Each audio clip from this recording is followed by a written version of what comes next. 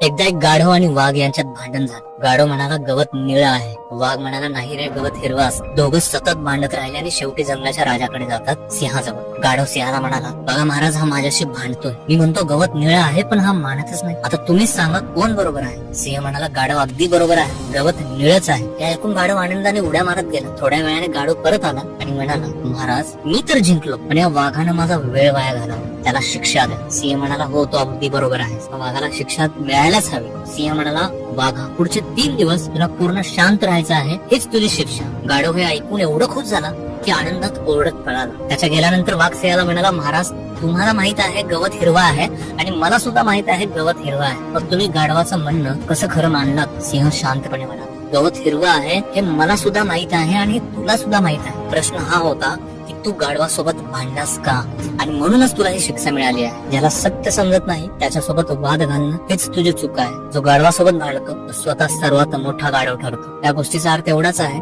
की जगात बरेच हट्टी लोक असतात, तर तू त्यांच्याशी वाद घालशील तर शेवटी तू ही त्यांच्याच श्रेणीत जमा होशील. गाढवासोबत वाद जिंकून काहीच मिळत नाही, पण स्वतःची ओळख हरवते.